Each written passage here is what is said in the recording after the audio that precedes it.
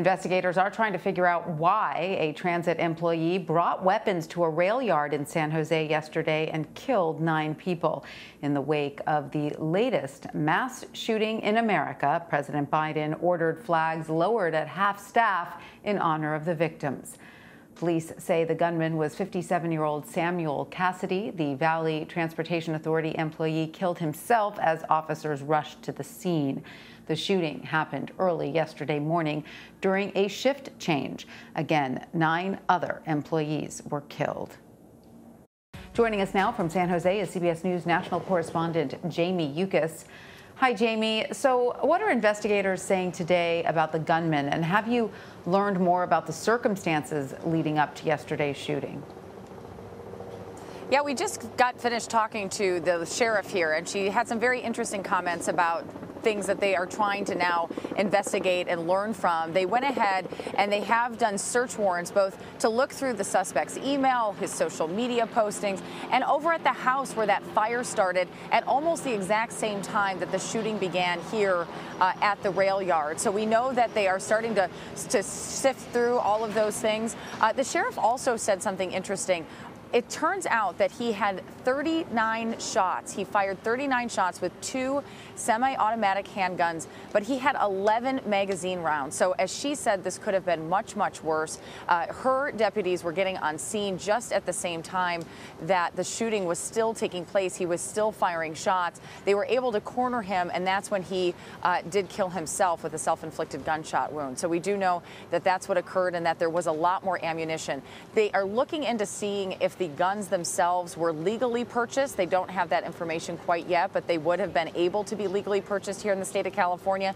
What would have been illegal is the size of those magazines and just how many rounds he would have had on him at the time to be able to fire off. So they're looking at those as well. 9 people were shot, and it turns out all 9 people did die. So we had heard yesterday several other people were injured. It turns out once they started sifting through everything and getting the numbers in, that the 9 people shot are the 9 people who were killed, and everyone else has been accounted for at this point in time. So you still have multiple crime scenes. I can tell you we actually have to move from this location in a little bit here because the FBI has arrived with some more teams on the ground from different locations across the United States, and they're going to be going in and taking a look and sizing things. So we're going to have to leave this spot and just a little bit so that they can get in and do that. So this very much still an active investigation at this point, Tanya.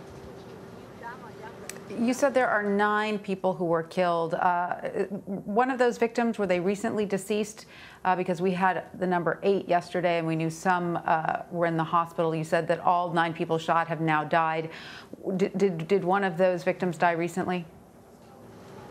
Yeah, what happened is that yesterday when the shooting began early in the morning, that the sheriff's deputies and the police department both went in at the same time. They've done a number of trainings, it turns out. The sheriff also telling us that just recently they trained in the rail yard, both with the VTA employees, but also with sheriff's deputies and the police department. And so when they went in, they've re-coordinated how they go inside too and do this. But when they saw the victims, they started pulling them out. They were able to get 2 people into ambulances and over to the hospital who were not inside. Both of those victims ended up passing away. One we learned about very early in the day to make up that total of 8, and then overnight we learned that the 9th person who had been pulled out at that point in time and taken to the hospital had succumbed to their injuries. So yes, that is a recent development as of this morning. It is so devastating to learn more about the victims. How is the community coping with this tragedy, Jamie? Well, I know you were watching as well, but there was a VTA press conference that took place, the Valley Transportation Authority, and we had been hearing it described as a really tight-knit family of people. And I think when you started listening to that press conference and hearing just so many connections between people, that some people had gone to junior high with some of their coworkers and now had lost them in this shooting that took place here yesterday. So just hearing the stories, you can tell that the VTA is being very careful as to how they return to operations. I can tell you light rail is used pretty predominantly in this area. San Jose, the 10th largest city in this country.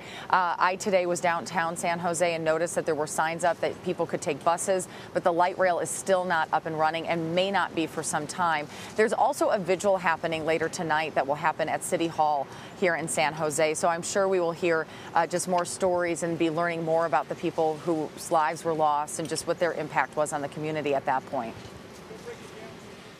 Jamie Yuccas, thank you so much. We appreciate all your great reporting on this tragedy.